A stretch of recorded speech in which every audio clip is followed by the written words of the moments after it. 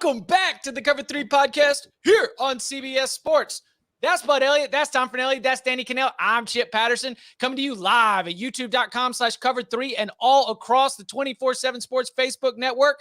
Thanks for hanging out. Thanks for subscribing. And please come and join us in the chat.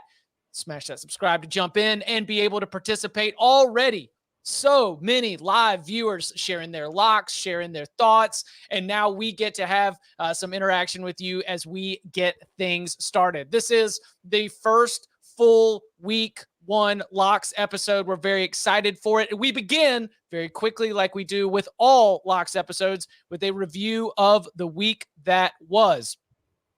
For Tom Fernelli, we got to see a 2-2 week. The wins were Illinois team total over 27.5. That Fighting Illini offense came out cooking early as expected. UConn covered that 27. It looked like it was never a doubt, but took a little bit of sweat. And then the losses were New Mexico State plus 9.5. We were inside the number until 90 seconds left with the sad field goal from Nevada. That ended up being an L. Then the under 49.5 in Northwestern Nebraska, much more scoring than expected. Tom, thoughts, notes on the week? Not a great start. Didn't like going 2-2 overall. Didn't really, it kind of missed out on a couple of bigger plays, but I'm still happy that I was at least able to bail myself out with the Northwestern money line sprinkle, because once that hit, I was going to be profitable no matter what. Yeah, the money line sprinkle was money for sure. A lot of profit from the money line sprinkles across the board. I had a 3-2 week. The wins included Northwestern plus 13.5. The Illinois first half minus 6.5, and Vandy, let's go, minus 7.5. The losses, New Mexico State, I was also there with you, and Charlotte FAU over 59.5. FAU nearly did it for us. Charlotte gave me nothing. That was a big time L for me. Danny, a 4-3 week. The wins were the under 50.5 in New Mexico State, Nevada. I think you had that game pinned perfectly. Florida State minus 35.5 against Duquesne. Also on Vandy minus 7.5. And North Texas Pick'em, right side of that one. We talked about that game and all the line movement, and I think that you were dialed in on the mean green.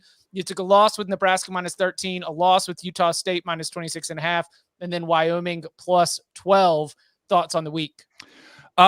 Pretty happy. Week 0, start off with a winning record. That's good. But this is the competitive side of me that kind of is messed up when you think about how we do this. I'd rather be 2-5 and have beat you and Tom in our lock fights.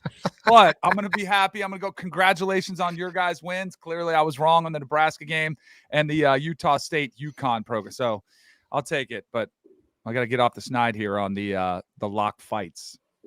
Bud goes 6-2 on the week. The wins were the first half under in New Mexico State and Nevada. Florida State minus 35.5. Illinois first half minus 6.5. UNLV minus 21. Good gracious.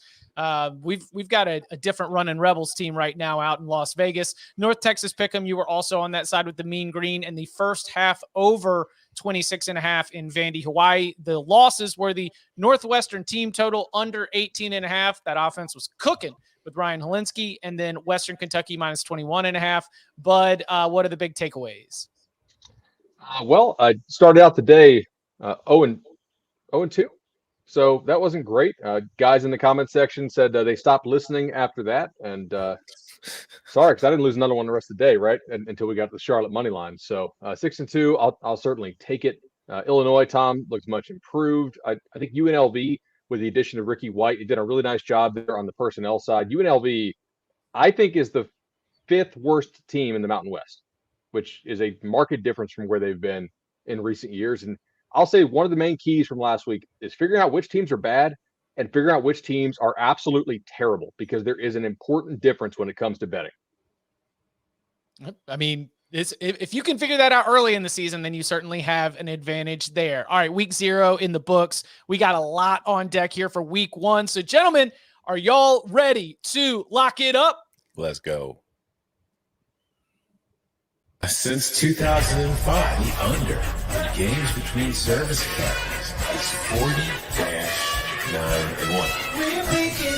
Give me an over in this one as well. A little 2-for-1 special. I was a sicko last week. Y'all were watching videos. I was live betting the hell out of ULN Kentucky. My blue plate special 5-star locks are coming. 5-star master lock. Lock it up. These locks. I'm living and dying every point, every cover.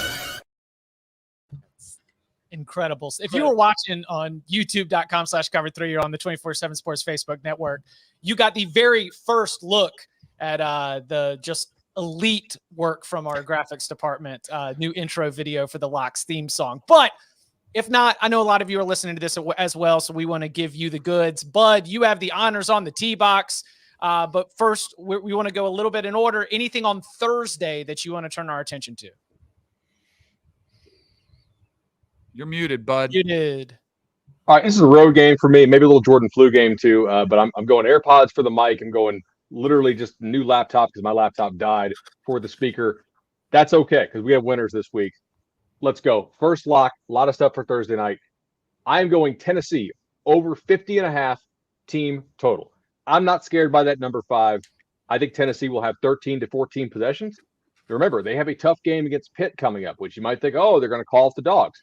Maybe so, but they might want to let Joe Milton throw the ball around. He scored points last year against Bowling Green. I'm not really sure how much Ball State will score. I think there'll be a lot of 3-and-outs early in this one. 50.5 is only 7 touchdowns and a field goal to get there. If Tennessee gets 13 or 14 possessions, I think they're scoring on more than half of them. So give me over 50.5 here.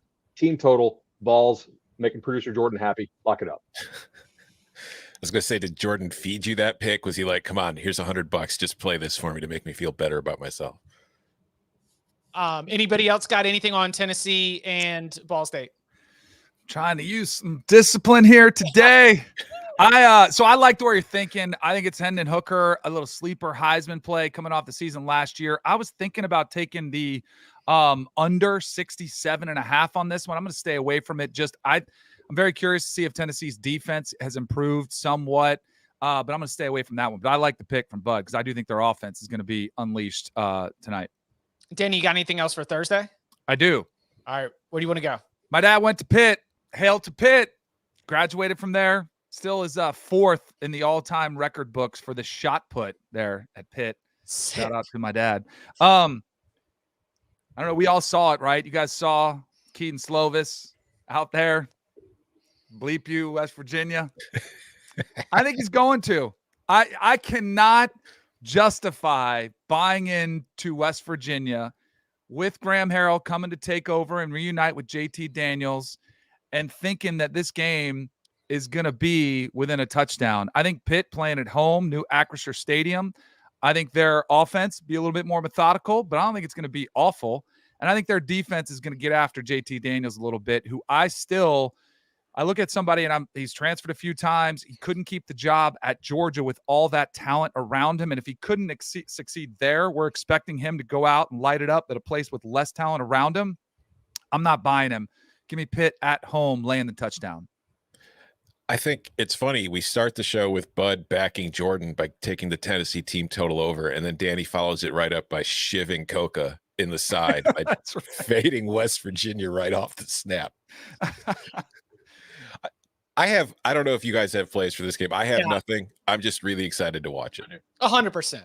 I am the joke that now I'm even tired of now, but I suppose I'll roll it out here. It ain't called the backyard shootout.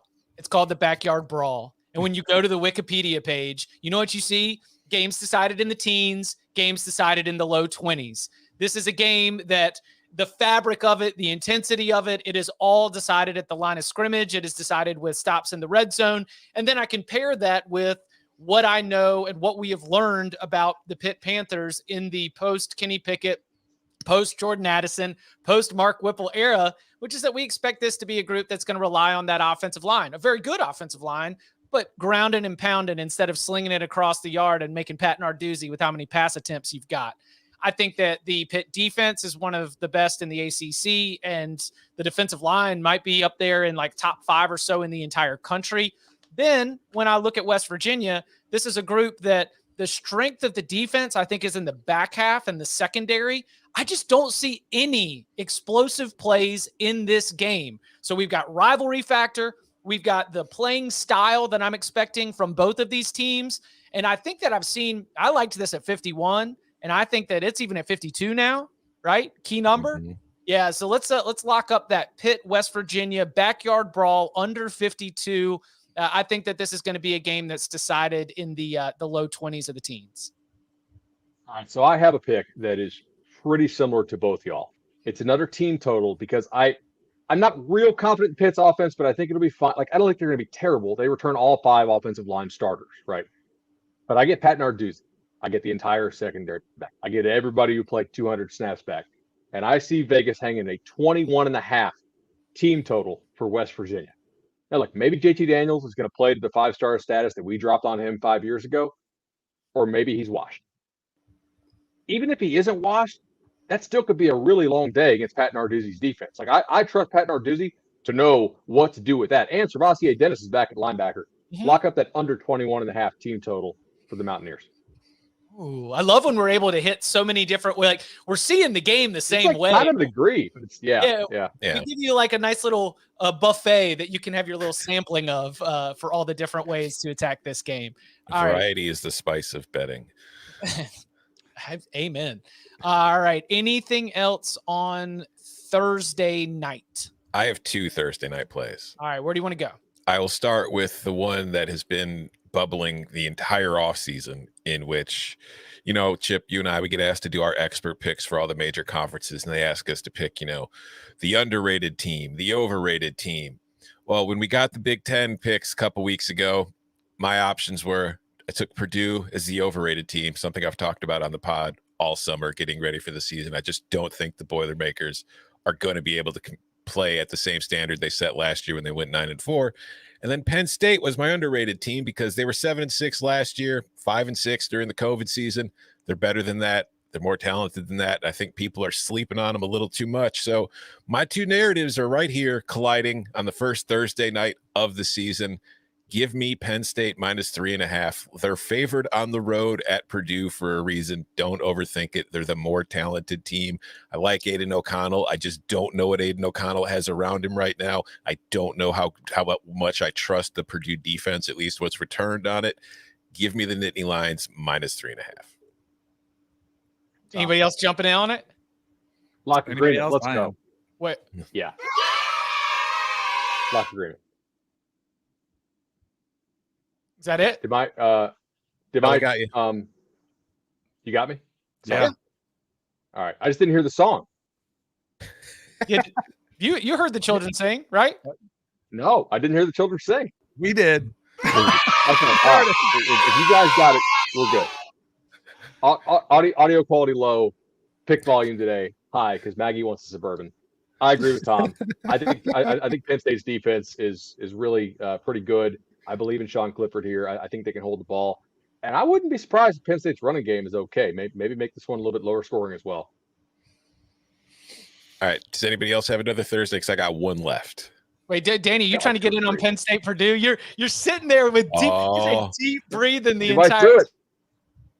Well, I'm on the other side. Oh, so okay. That's what I'm worried about here. Go. I don't want to go against you guys. I'll save it for later. I'll save it for later in the show on that one. So I'll wait for that one. I don't want to fight timid. you guys. He's a little timid after going 0-2 in fights last week. He's scared. And I don't want to go after the bulldozer Bud picks. Like he's just plowing through everybody, just running things. I thought he was going to go a little down for a backpack high kick, like old school Liu Kang fatality. Let's fight it out. All right. My other Thursday night pick is it's a blood feud. It's kind of like a lock fight of its own. It is PJ Fleck and the Minnesota Golden Gophers going up against former coach, the coach Fleck replaced, Jerry Kill and the New Mexico State Aggies. And Jerry Kill and PJ Fleck, not very fond of one another. There have been comments in the past, public, by Jerry Kill about his thoughts about PJ Fleck. And that's going to add a little layer to it. But I think the biggest factor for me is I don't believe New Mexico State is very good. And New Mexico State played on Saturday night, turning around going to Minnesota to play on a short week on a Thursday night in the Gophers opener. PJ Fleck probably with a point to prove. Give me Minnesota minus 36. It's a big number, but hey, Kirk Shiraka back, right? Going to try to let it fly. I don't hate the blood feud at all. All right, let's take it to Friday night. Tom, do you want to go ahead and No. I got two more. All right, let's go. I got 2 more Thursdays. Let's go. Let's just bet the card. Let the chopper spray. All right.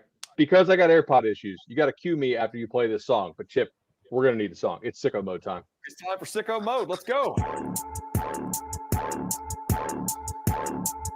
I'm a little bit lower on some of the teams in the bottom of the Sun Belt. If things go wrong, they could be like UMass UConn. That's kind of like sicko mode of a sicko mode. All right. So we are going to stick in Tom's game, but this is very niche. This is pretty sick, and it is not something that's going to be fun to root for. In fact, it's going to be the opposite of fun, but it could be pretty profitable. I am going Minnesota. No. I'm going Northwestern. No. I'm going to Mexico State. First half team total under 3.5 points. I don't think you're getting a touchdown. I don't think you're getting 2 field goals. I really think Joe Rossi's defense is really nice. Tom mentioned the 4-day turnaround.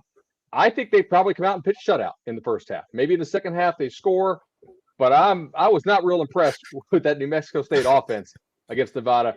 I'm not really sure what they could do in – when did they fly out for this game? Probably Wednesday? Sundays are off day, so you had 2 days of practice. You think you got all that offense fixed? I don't think so. This is going to be hard to root for because once you get that 1 field goal, the next score you lose. But, yeah, under 3.5 first half team total for New Mexico State. It's disgusting. That's like the sweat that happens when New Mexico State recovers a Minnesota fumble in scoring position when you're just sitting there. Also, their kicker sucks. Yeah. Mm-hmm. Wow. Remember, he was pretty bad last week. All right. So what's your other one for Thursday? Okay. I have one more for Thursday. Louisiana Tech over 20.5 team total. I think Louisiana Tech has a pretty good chance to score 3 touchdowns in this game. I do expect Missouri to score. I'm not really sure how many stops Missouri will get. I think Louisiana Tech has some nice receivers. They have a quarterback they got from TCU who has pretty good mobility as well. And I think that even though Missouri's defense should be somewhat improved over last year, I do think that Louisiana Tech can get to 21+. Sonny Cumbie's debut with the Bulldogs there. Certainly a head coach with lots of offense in his background. That checks out with me. All right. Friday, Tom, you want to get us started? You got to grab it, right? I mean, the line is absurd.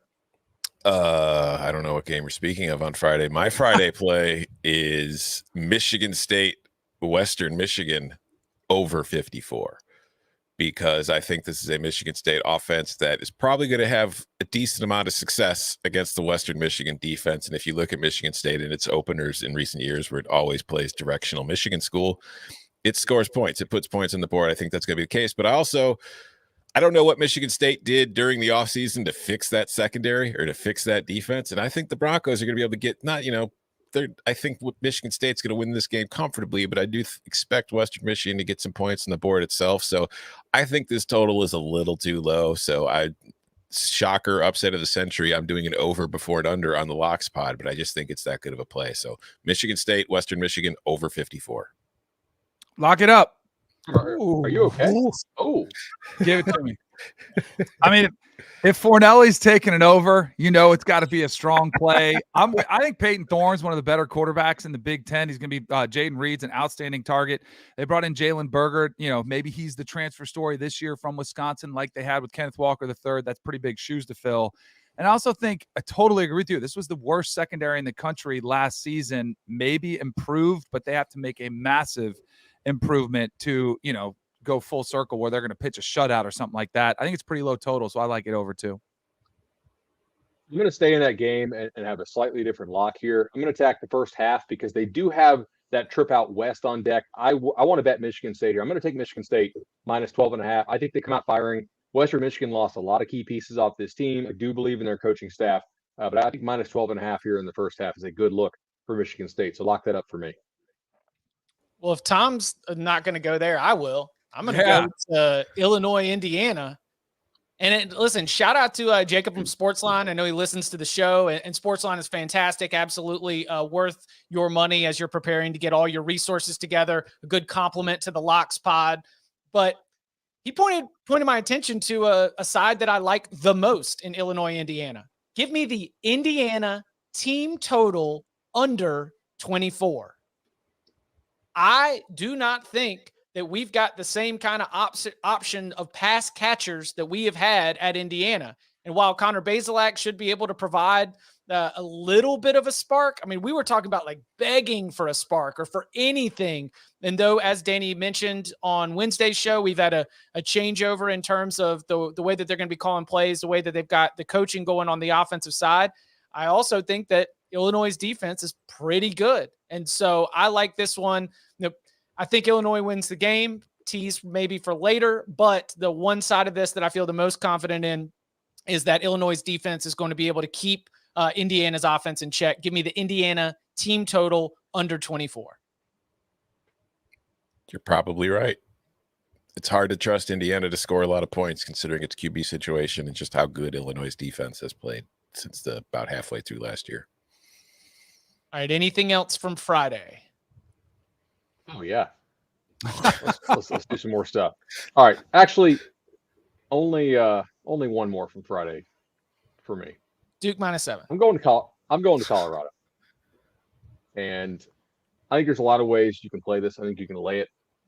I think you can go over. But I think the thing I like the most, which is this lock spot. I'm not giving out 40 picks in a week. I'm going over 34.5.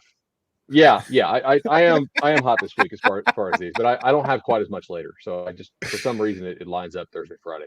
Maybe I've just thought about these games too much. Yes. I'm going over 34.5 team total for TCU. I think TCU has some weapons. I really doubt Colorado's defense here. Their secondary is rather inexperienced. The worry here is that Colorado is playing a quarterback who runs around a lot in Lewis if Stroud didn't actually win that job. And maybe they'll both play. Given Mike Samper's now the OC at Colorado, they could play a really slow pace, which could screw me here. But this is Sonny Dykes. This is him getting to TCU. They want to put on a show. They want to score a lot of points. I think they may play both quarterbacks in this game, or maybe all three if they have some wildcat package for the other kid whose name that I forget now. But I think they'll want to showcase all these guys and not just hand it off. So give me over 34.5. All right. Before we make the move to Saturday, a quick review of what we've got. Tom has the Penn State -3.5, the Michigan State Western Michigan over 54, and Minnesota -36. I've got the West Virginia Pitt under 52 and the Indiana team total under 24. Danny's got Pitt -7.5 against West Virginia, Michigan State Western Michigan over 54. Bud's got Penn State -3.5, Tennessee over 50.5, West Virginia team total under 21.5, New Mexico State team total first half under 3.5, Louisiana Tech team total over 20.5, Michigan State first half -12.5, and TCU team total over 34.5. Count them. That is 7 plays before we hit Saturday. Good work, Mr. Elliott. Coming up on the other side, we turn our attention to Saturday's slate, plus picks for Sunday and Monday next. The UEFA Champions League. 9 months of heart-stopping, hold-your-breath acceleration. While Mbappe shines in the city of lights, Benzema's racking up the hat tricks, and the Reds want more magic in Liverpool. This ain't amateur hour. This is the best of the best of the best. This is the UEFA Champions League. Stream every match live on Paramount+. Back here on the Cover 3 podcast, it's time to turn our attention to Saturday. But you've absolutely loaded it up. Danny has been disciplined. The chat's actually asking for DGen, Danny. I feel like you need to wait until we've got a couple weeks before we start to see that. Where would you like to go for Saturday's action? All right, I'll start off in the noon slate. We'll get it started, kind of stay chronological here. There has been a trendy pick that I think some of you guys might be on in the UNC App State game, but I'm going to go to the other ACC North Carolina game as NC State travels to East Carolina. Now, I'm going to tell you guys a stat. I actually saw David Hale, ESPN, put this out today. The ACC it plays these group of 5 teams on the road in the playoff era. They've played 64 road games against group of 5 opponents. The SEC, Big 10, and Big 12 combined have 78. Here's the kicker. The ACC has lost 19 of those games. This weekend terrifies me as an ACC guy. Chip, ACC boys. Like, this is such a trap weekend. NC State, very trendy pick. Everybody's talking about how great they are. Holton Ahlers, the quarterback for East Carolina, comes back for his 5th year as a starter. I might be biased because I talked to their head coach this morning on the radio show. But it's going to be rocking in Greenville. I think NC State wins the game, but 11.5, a little bit too much for me. So give me the Pirates as the home dog. I can get you 12. Oh, even better. So anybody else got to play on this game? No. I do. Yeah. Oh, well, of course, Bud does. Bud's got to play on every game. I do. So here's what I want to do with this. I think Holton Ahlers kind of has Brock Purdy syndrome going on, right? Where we hype this guy up just because we've heard his name over and over and over again. I don't think he's that good. Now, maybe I'll reverse jinx him like I did with Helinski that week. I'm not really sure that East Carolina's offensive line is that good. You know, I read I listen to Hoist the Colors, our 24/7 sports podcast. ECU's had some injury issues with receiver, right, throughout this camp. I don't know what their continuity is like. I think North Carolina's still be able to run football on them. And I think NC State's defense is nasty. So for that reason, I'm going to go under the 20 total points for East Carolina. I think this game could be lower scoring and ugly, but I think NC State's defense just says, that's cute. You're done. Chokehold. The narrative side, Danny, to what you were mentioning, someone was asking me, like, what's the most important game for the ACC this week? And there's no winning situations. There's only losing with egg on your face. It's all supposed to win, and you better. And if you don't, you're going to get mocked. And if it's a close game, you're going to get mocked. It's ridiculous, the scheduling the ACC puts out. I was like, no, the most important one's probably Virginia Tech at ODU. Is you don't want to go and lose in Norfolk again. I'll keep it right there, but I will go to the Rock. I will go to Boone. And my 2 strongest takeaways from watching North Carolina were that Drake May is the real deal. The post-Sam Howell era will be absolutely fine for North Carolina's offense. And then second, that North Carolina's defense did not get some magic Gene Chizik dust sprinkled on it that's going to all of a sudden make it be a group that can't get pushed around. App State has a deep stable of running backs, a physical offensive line. They are going to run right at North Carolina and be able to march down the field. North Carolina, I think that with the young pups at running back, Marion Hampton, George Pedway, with some of the offensive options at wide receiver that have stepped up, even with the loss of Antoine Green and Josh Downs getting a little banged up, I kind of think that they're going to be okay. Love what Drake May did in the red zone, by the way, and being able to take care of the ball. I don't understand why are we still getting 56 on this? I can get you 55.5 if you're looking to go over. Over. This thing could be over midway through the 3rd quarter. I don't see North Carolina getting a lot of stops, and I see North Carolina's offense being able to hum. I think this game is ultimately decided by dumb mistakes, stealing a possession. What are you going to be able to do in kind of a back and forth shootout? This game is going to get loose. So I love the taking the points here. And look, North Carolina is the more talented team. But North Carolina has been the more talented team and lost some road games in embarrassing fashion in the last 2 years. It is very possible that App State's going to be able to win this game. But if North Carolina wins, they're not going to be prevented from scoring. So give me the over. Homer pick. No, I'm not locking it up. Oh, lock agreement? I think so. Yeah. Lock it up again. Let's get it going. Lock unity. Go. Yeah.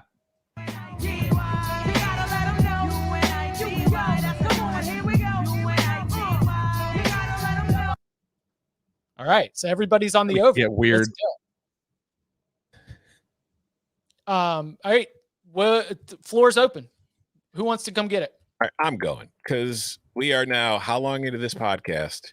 We are doing lock unities on App State, North Carolina. We've got Bud giving team totals for first halves of New Mexico State under 3.5. And we have not mentioned any of the actual big games for the weekend. I'm going to break the seal. I'm going to give the people what they really want. Ohio State, Notre Dame. Ohio State is a team that is going to score 40 points per game minimum on a weekly basis. You are not going to stop them. You might slow them down a little, but you're not going to stop them. The key to beating Ohio State is going to be, can you score enough points to keep up with them? I don't think Notre Dame can. I think Notre Dame's got a new quarterback. I don't think they have an explosive playmaker on the exterior, on the outside the numbers to really help push the ball down the field. I think Michael Mayer is a very good tight end, but he's not a big play tight end. He's not the kind of guy who's going to turn a 5-yard pass into a 70-yard touchdown. He's not the kind of guy that's going to exploit Ohio State's defensive weakness the last few years in the secondary. Ohio State minus 17. Lock it up. This game's probably over halfway through the third quarter. Lock it up. There we go. Chip's frozen, so he's in control of our Let the Children Sing. Whee! Whee! Yay! I'm with you. I think this is going to be a coming out party of sorts for Ohio State. They've taken so much heat and criticism for what happened last year against Oregon and Michigan. They bring in Jim Knowles for a reason. I think they will be mentally and physically tougher on the defensive side of the ball. Feels like a big number, but I don't think it's going to be that big towards the end of the game. I think they pull away late in this one, which is why I also have a 2-for-1 special. Yes. Give me the under on this one. I think their defense is going to shut down Notre Dame's offense. And, Tommy Rees is back, but they're going with the quarterback, Ty Buckner. I feel like Notre Dame probably wants to try to slow the game down. I think they probably want to try to run the football and play keep away somewhat. But even if they limit the possessions, I don't think they're going to stop that Ohio State offense. So give me the under as well, which is at 59.5. Yeah, play the children for me and Danny, our lock agreement on Ohio State minus 17. Thank you. There we go. I thought about going work hedge Notre Dame. And by work hedge, I mean, if this game is a blowout as it expects, then hey, we get to get our instant reaction show prep going. We might even be able to get the show started. But to lose a lock and also be up later than you want to be because this thing's in double overtime, like, come on. Listen, the work hedge principle is real, okay? You figure out what's going to work best for your clock, and then you maybe, create a financial or lock opportunity to benefit otherwise. Ultimately, I'm staying away here. I'm manifesting an early reaction pod. I'll go to the other big game. Give me Georgia, and I'll lay every one of them. Is it 7? Do I get a 17, or do I have to go with 17.5? The best I could find you. Hold on right now. 17. Yeah, you can get a 17. There's like 3 or 4 of them. Yeah. Georgia minus 17. How many wins does Bo Nix have against Georgia? No, none. Yeah, 0. I don't know how many points Oregon's going to score in this game, and I think that Georgia can running back and tight end their way to a 20-point win. Like the model for the way that Georgia can win this game, because I think Oregon's got a very talented defense, but go back to last year, and it was kind of middling, right? I mean, was Oregon's defense awesome when they played Utah twice? Like, was Oregon's defense awesome when they would still get pushed around just a little bit? And we do have Dan Lanning coming in, and there's some plus value there. But I think that the Kentucky-Georgia game last year was like the ideal way that you get beat, where it's like 0-0 at the end of the first quarter. Oh my gosh, look, they're hanging in there. Then all of a sudden it's like 14-7 at halftime. Oh my gosh, is Kentucky going to do it? They're like bang, bang, 2 explosive plays. They've got the leverage, and they just squeeze you out boa constrictor the rest of the way. And I see something very similar to that. I think that Georgia won't be winning by 17 at the end of the first quarter, but it's going to be a game where that elite athleticism that they have, all Stetson Bennett needs is like 2 explosive plays downhill when somebody falls asleep in that Oregon secondary, and this game's going to be out of control. So I'm going to take Georgia, and I'm going to lay every single one of those points. I think they win this game by 20. Found just 16.5, by the way. Yeah. Let's go. By the way, a couple of people I see chiming in on the chat saying, hey, where are they getting these numbers? We shop around. There's several sites that list all the books available. So if you want to find if you guys those. like I'm looking up here at Undebated. I think they do a pretty good job. It's a lot cheaper. Like if you guys really want to shout out for something, it's a lot cheaper than like, a Dom Best. Like if you have $500 a month to throw on something, like it's considerably cheaper. You can see everything. Of course, we love Caesars, but they also have like, Penny, Chris, FanDuel, MGM, all those. If you're looking for the team totals, DK puts their team totals out, not Danny Canal, but like, DraftK puts their team totals out real early. Rivers has them. Caesars DK. has some. Right. They're definitely out there right now. All right. Well, I've got another play on that game, Chip, that's somewhat similar to yours, but I'm not taking Georgia laying the points. I'm just taking the under because I'm with you in that I don't know how many points Oregon is going to score on the Bulldogs in this game. With Bo Nix at QB, I have some, I think, reasonable skepticism there. But I also don't think Georgia's just going to come out and light it up against Oregon either. Because, yeah, Utah was able to put points on the board against Oregon, but I still think that this is a solid defense. I think there's a lot of talent, particularly in the front seven, returning on that defense that I think it can't stop Georgia because I think Georgia's going to be stronger than it in the long run, but can slow it down and limit what Georgia's best at offensively. So I don't think the Bulldogs are going to score a ton of points. I don't think Oregon's going to score a ton of points. I think this is going to be two defensive teams putting their defenses forward. So give me Georgia, Oregon under 53. I've really thought about this game a lot, and I know we got to keep the show moving.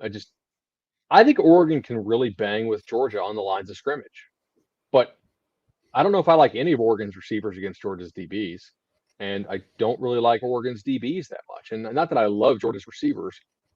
I'm very fascinated. Like Georgia has talked a lot about but Georgia fans have talked a lot about, hey, we have these 3 stud tight ends. Maybe we'll play a lot of like 13 personnel, which would be pretty wild. I'm not really sure Oregon's the team you want to do that against. I think ideally you'd want to spread Oregon out. But I think Georgia's better. All right, while we're here playing the hits, and we've mentioned Utah a couple times, anybody getting in on Florida, Utah? Because I've got to play. Let's hear it. Right. Over. I think that if Florida, let's play this out as though it's going to be right there along the point spread. I don't think Florida's defense is the reason that Florida would be close. If Florida's close in this game, I think Anthony Richardson has had a successful time playing against this Utah team.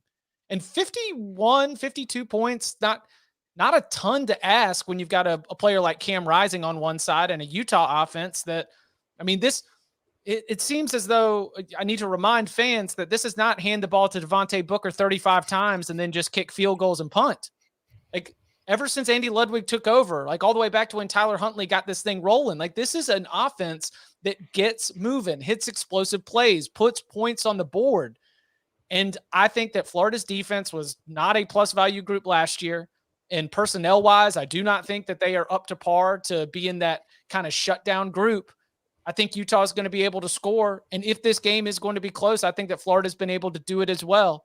And how do I factor in humidity and, all these other like things that are coming into play? It's DBs getting cramps and explosive plays down the field. So I think that it is not going to take too many explosive plays for me to be able to get to this total, and that if Florida is going to play this close and if Florida is going to threaten for the upset, I see it far more about Florida being able to get some of those skill players that we've been waiting on to arrive for a long time, to get some of them loose against this Utah defense. So give me the over in Florida, Utah. I got to play in the game. I'll go ahead and give me the Gators. Oh, Gator Danny's back. Gator Danny is back. Utah's been a trendy pick. I like Utah. I like Kyle Whittingham. I think they could eventually go on to win the Pac-12. This is a rough spot to start week 1. Not only do they have to go into all those conditions, they don't know what they're getting. They don't know what they're prepping for. They'll go back and they'll watch Billy Napier at Louisiana and try to look at that offense, but that's with a different quarterback. Now they're trying to prep, and they just don't know what they're going to get. I think that is a big advantage, especially playing at home. It's going to be loud. Kyle Whittingham's said he's been doing crowd noise all camp, something they don't usually do. I talked to him this morning too, and I hope he's not listening. But I think a full field goal is too much. I think the Gators are going to be primed and ready to go toe-to-toe. I do think it's a close game, but I think the Gators could prevail. But if I'm going to get a full field goal, I'll go ahead and take it. Because I really hope I win the bet and the Gators lose, to be honest. But not that much Gator, Danny. There we go. There we go. The Knoll hedge. No, Whit heard that and he's like, well, I'm never going back on his show again. Jeez. That's right. Does anybody else, any more plays in this game? Bud, you got anything? I don't. I think this line is probably pretty good. I have adjusted Utah up because you have to take out the stats from last year when the other kid played QB. I don't like Florida's second line on defense, but I like their starters on the defensive line. So to me, like one of the reasons I'm maybe not quite as high on Florida is because I wonder how they survive the year attrition wise. But like for game one, they seem pretty healthy.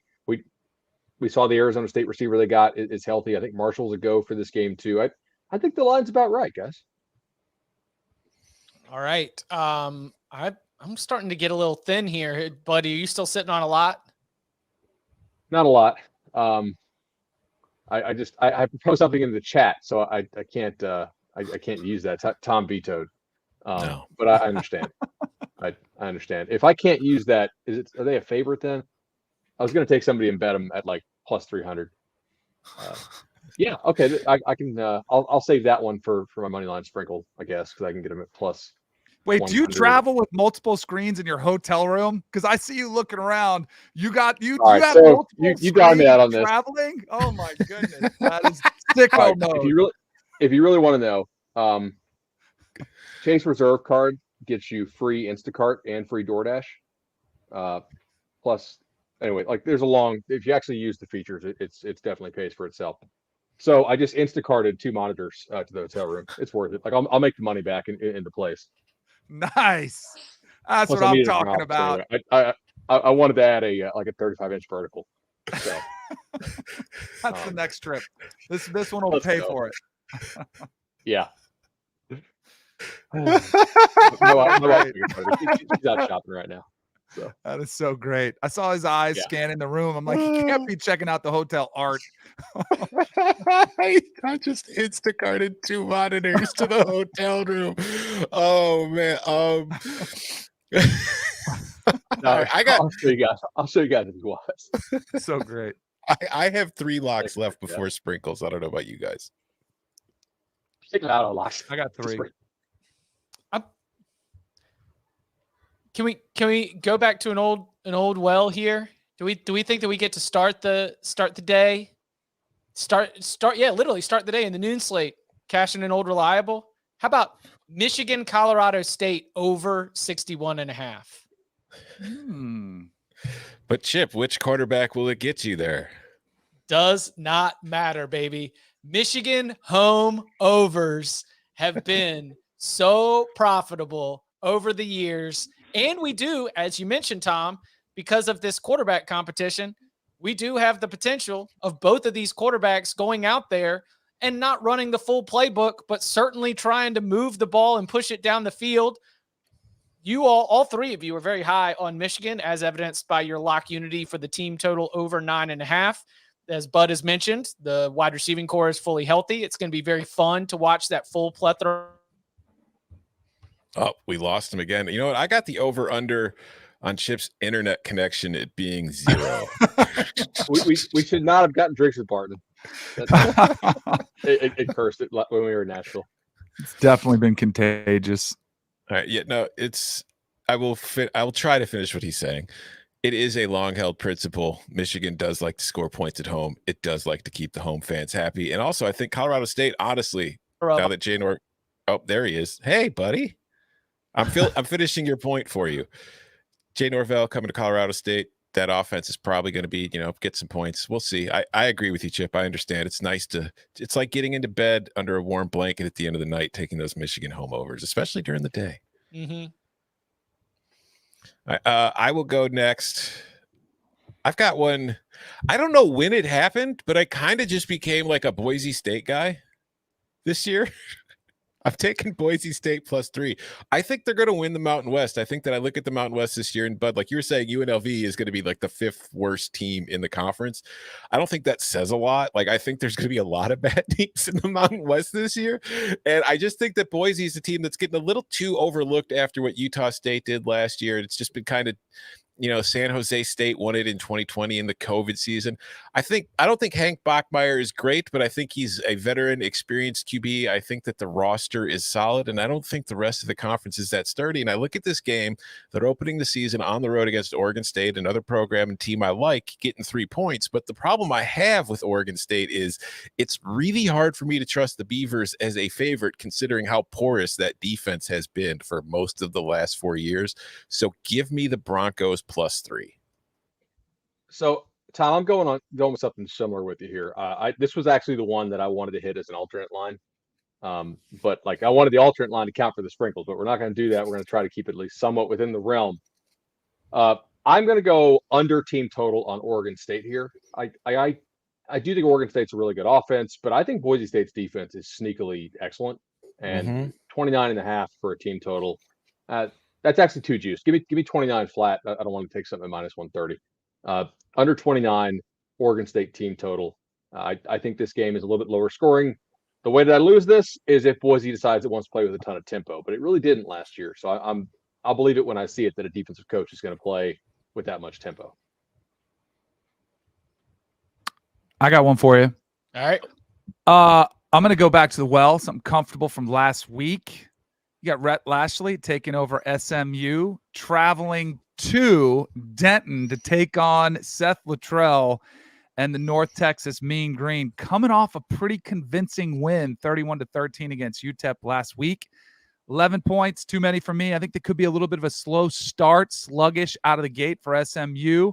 Probably pull away late, but give me North Texas. I told you, I think Bud was on. Weren't you on them for one of this long shots? I had him last week. Champ? And I have him 30-1 for the CUSA.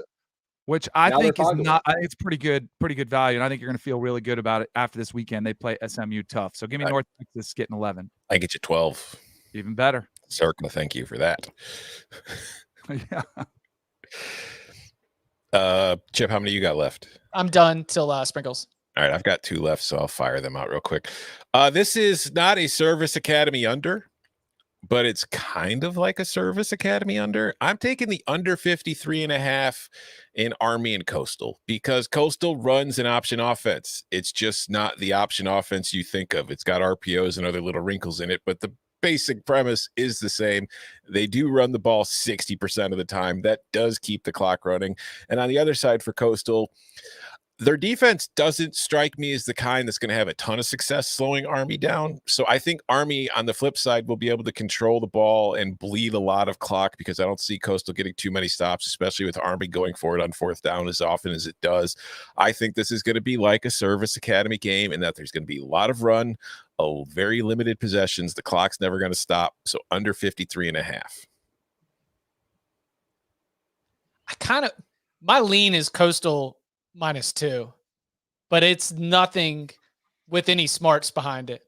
I just have too much respect for Myrtle Beach. I just don't think. Listen, a lot of the military have gotten in trouble over a weekend in Myrtle Beach. Okay, and you can find yourself in trouble with military if you get a little too rowdy at a bar in Myrtle Beach. But I'm going to stay away from it. I think that Coastal ain't losing the game in Myrtle Beach is not a strong enough principle for me to be able to lock it up. But I just see they would be very disappointing for the Chanticleers if they were to lose that game, and very big for Army also. Anybody else got anything? Because I got one more. I know Bud's got a bunch. Go ahead. No, I'm out. I told you it's kind of weird. All mine came up front this week. Nice. All right. My final lock before we get to the sprinkles. Give me Arkansas -6.5 against Cincinnati. I just think I think that I think Cincinnati's still going to be one of the best group of 5 teams in the country. I think Cincinnati can end up getting to a New Year's 6 bowl game again. Not a playoff game, but a New Year's 6 game. It's just when Cincinnati loses 9 draft picks, Luke Fickell's done a fantastic job recruiting and developing players. I just don't think that the very first game of the next season, when you've replacing everything that the Bearcats have to replace, that they're going to be flying at 100%. I think this is a Bearcats team that's probably going to start peaking once it gets to conference play. I think going on the road to face Arkansas, a team with its, experience at quarterback and experience at a lot of places on that roster, it's a little too much to ask. I don't think they get blown out, but I do think the Razorbacks are going to win this one by a touchdown. So give me the Hogs -6.5. I want to fight this so bad.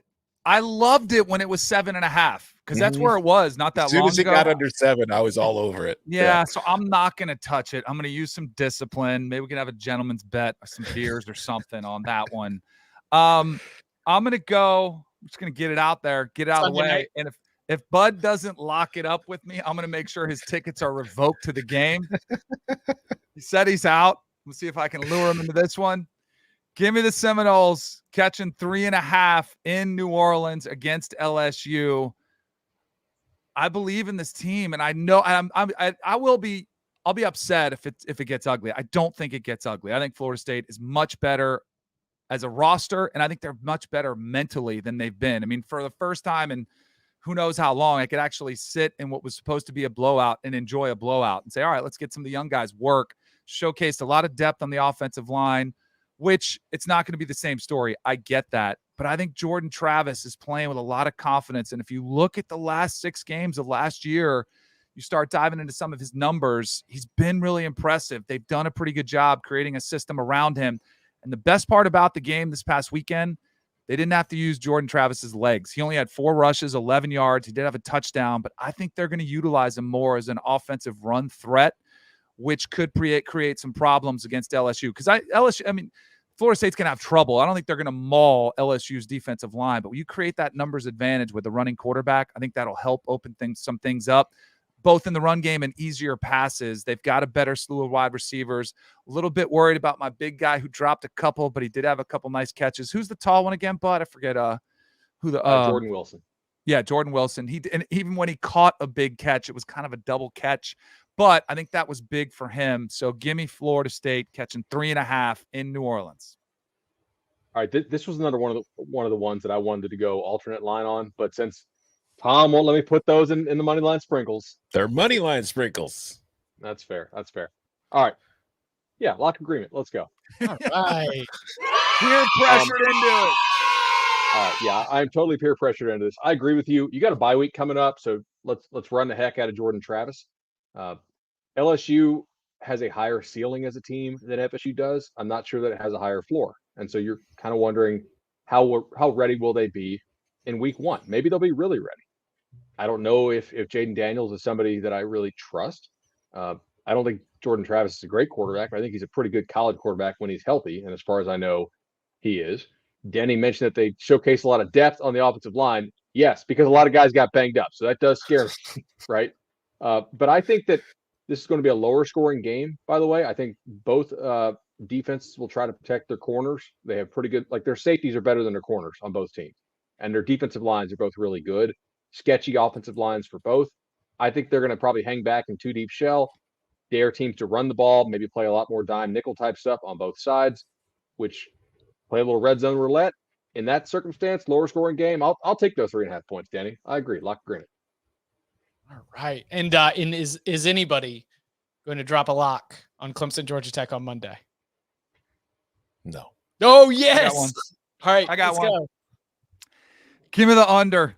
I mean, we know this Clemson defense is going to be one of the top defenses in the country. We haven't seen anything from Georgia Tech offensively that would think they'd be the team to put up points on this Clemson defense. And as much as I'm hearing about DJ and all this, confidence that he's gotten him, you know what I think the best thing they can do is run Will Shipley a lot. Get that run game going. And I just don't see them all of a sudden just opening it up and becoming this high-powered, offense. It's 50.5. It's a pretty low number. I think there's a chance they could pitch a shutout in this one with that defense. But I think, best case scenario, 35 points maybe for Clemson. I just don't think they're going to be that offensive juggernaut. Last year, Georgia Tech fought them pretty well as well. Clemson only scored 14 last year. I think they'll do better. I think the offense will be better, but I got to see it before I believe it with that Clemson offense being all of a sudden, turned around.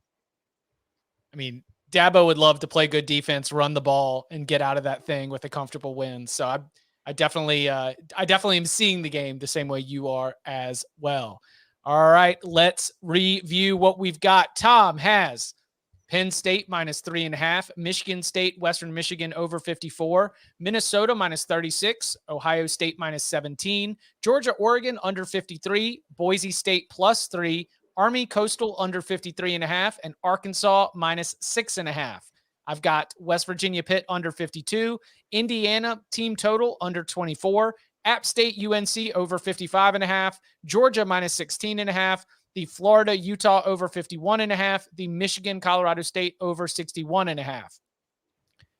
We've got Danny on Pitt -7.5, Michigan State Western Michigan over 54, App State UNC over 55, Ohio State -17, ECU +12, Ohio State Notre Dame under 59.5, Florida +3, North Texas +12, Florida State +3.5, Clemson-Georgia Tech under 51. And Bud is on Penn State -3.5, Tennessee team total over 50.5, App State UNC over 55, West Virginia team total under 21.5, New Mexico State first half team total under 3.5, Louisiana Tech team total over 20.5, Michigan State first half -12.5, TCU team total over 34.5, Florida State +3.5, ECU team total under 20.5, and Oregon State team total under 29. That brings us to the money line sprinkles. Last week, we saw Tom cash on Northwestern +420, New Mexico a loss on New Mexico State +280. I cashed Northwestern +420. Danny lost on New Mexico State +280. Bud lost on Charlotte +255. So what do we think? Where are we going? Well, you tried to bait me into a pick earlier, Chip, Mm-hmm. on the Friday night slate because you had the audacity to think I was going to take Illinois in the points. I did. The hell do I need the points for?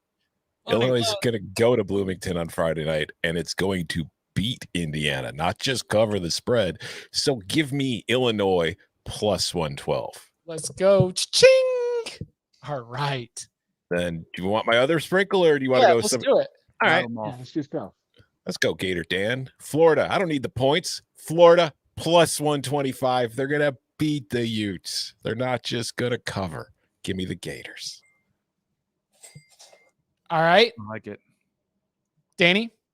All right, I'll rattle off some of mine. Last year, the Purdue spoiler makers ruined many a season. I think they start off strong. A home win outright against the Nittany Lions. If you could help me with these numbers, Tom. I don't have them written down. I just have the games. All right, so I got Purdue to win outright. I mentioned the stat earlier. All right. I mentioned the stat earlier about the ACC against Group of Five. Which one? I'm going to spin the wheel of ACC versus Group of Five, and it's coming up on the Hokies. Virginia Tech traveling to ODU, losing again outright to Old Dominion. I got two more for you. One's a little bit wild, but this one I don't think is. Arizona going to San Diego State to take on Brady Hoke's squad. They are a 6.5-point dog. Who was on the over? Was it Tom? Yes, sir. Best one-win team in the nation. San Diego State's got a lot going on. It's not great. Some of the coverage around them, distractions. I think Arizona is going to be improved. I'm sure the Pac-12 has been hearing about how San Diego State has dominated that conference. I think Arizona gets the win. And then last one for me, you guys are going to have to do some digging to find this number for me. Last year, how many FCS teams beat FBS teams? I believe it was 9. I believe. So I had to find one. Yeah, FCS teams, 12 wins in 2021 last year, the most in a season since 2013. And that was 6 FCS over FBS wins in week 0 or week 1. This is the time to get it done. If you remember, one of those games last year was Dan Hawkins and UC Davis going to Tulsa as a 22-point underdog. Now they go as a 21-point underdog to Cal and take on a Pac-12 school, in-state rival. Dan Hawkins does it again, pulls off the upset, and I'm going to hit the jackpot here. You got to find it. It's a 21-point line. I don't know what that would translate to. I can't. Hold on. I I'm have looking. 21 sports books pulled up, and I've got no lines on that yet. But we can calculate it for you real fast. What's the spread on that I game? knew you'd be able to do it. 21. 21 point spread. Okay, I'll just find. Give me another game that is a 21 point spread real fast, or something. Oh, close there's to a it. bunch. Let me find one. Like Michigan State's like 23, right? Yeah. Okay, or Oklahoma State is like 21.5. So best you can get on Central Michigan is plus 1100. Let's put plus 1,000 as a placeholder, and we'll fill it in when Perfect. when they come. A little 10-1 shot. Go Hawk. I can't even find it anywhere. It's hard to find. Yeah. That's a Saturday game, right? I believe so. Yeah, it's on the I love- schedule. I don't think they're dropping Saturday FCS versus FBS money lines on Thursday morning. I love how he's being all disciplined Danny at the start of the show, and then we get to the end, and he's firing 5 sprinkles or 4 sprinkles, and one of them's UC Davis. D-Gen Danny's back. Okay. I actually have I've got a bigger dog Oh, than that. Yeah. All right, I'm going to go to Washington. All right. Kent State comes out there. I think Kent State can score. I think that's a pretty good program. I think they're going to win the MAC this year. And I look at my screen and I see plus 1275 hanging out there. And you know what? I make this thing plus 900 in my own personal numbers. So plus 1275, when I think plus 900 is fair value, that's a little overlay for me. I'm going to go ahead and play this plus 1275. I think they can score. Now, look, I think Washington will score on them for sure. But maybe it's a score fest. Maybe Washington is not quite as ready to play game 1 under Kalen DeBoer as we think they are. I just think plus 1275 is value. all right. Anybody joining me on that? No. No, definitely not. Okay. All right. I have 3 more, actually, of various size. Give me plus 102 on Texas State. This is another one of the ones I wanted to go alt line because it feels like barely a money line dog. But anyway, I think Texas State should be favored in this game. So I'm obviously going to take them at that plus 102 at Nevada. Nevada is terrible. Texas State, actually, if you guys didn't realize, has Lane Hatcher, who is a pretty okay quarterback and certainly better than what Nevada has, in my opinion. So give me plus 102 there. I'm also going to take North Texas plus 340. I thought North Texas looked good last week. Now, I'm a little concerned about their ability to give up the explosive pass play with reckless abandon because I think SMU will be able to hit some of those. But I just don't think this number should start with a 3. I think like plus 270 is more of a fair number here, and it could be a potential high variance game. And then I have one more for you guys.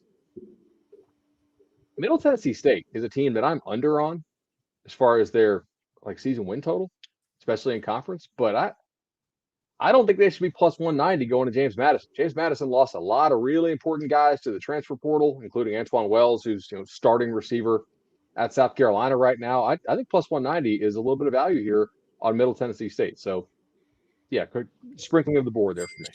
It's the devastating start to the Duke's FBS history, according to Bud Elliott. Just raining on their parade. All right. I am with you on Arizona. And I am going with something that is very reckless, but that's what money line sprinkles are for. Because it's going to be a swampy. We spent so much time talking about the difference between Salt Lake City and Gainesville. Yeah, go to Tampa. And not enough time talking about the difference between Provo and Tampa, where we're probably looking at 5-hour game. Right? Lightning delay. And we've got Jerry Bohannon, the former Baylor quarterback, taking over for USF. The Bulls have won 3 games in 2 years under Jeff Scott, but they've got a BYU team with a little number beside their name, a ranked team in town, and there is an opportunity to pull off an upset that I think would go a long way in inspiring confidence throughout this locker room and up and down this roster. I'm riding Bohannon. I'm riding the weather delays, throwing off their schedule, and the humidity could be just as impactful here as it is in Gainesville. Give me USF money line. Wow. How about 355 on that, Chip? Yeah. Hey, here's something else too. I follow some BYU beat writers. Did you guys see this yesterday? There's a little chatter going on. Maybe Puka Nacua or Nacua, however you say his name, he's a pretty damn good receiver, and Romney are both questionable. That's their read on the situation, like interpreting the press conference of the coaches. It's a really big deal. If they don't play, this line should not be double digits. I thought you were going to say they were hooking up with Zach Wilson's mom's friends. All right, now this podcast's off the rails. They Instacarted 2 of them to their hotel rooms. Instacarted monitors to the hotel room. We've been fighting uphill battles with our connections all day, but we've got a whole slate of winners for you. And you can follow him on Twitter at BudElliott3. You can follow him at Tom Fernelli. You can follow him at Danny Cannell. You can follow me at Chip_Patterson. We'll be back on Saturday night after Ohio State Notre Dame. We're going live with our week, not our first reaction show. We did a week 0 one for y'all, a whole hour. We will be live with our week 1 instant reaction show. Gentlemen, thank you very much. Thank you.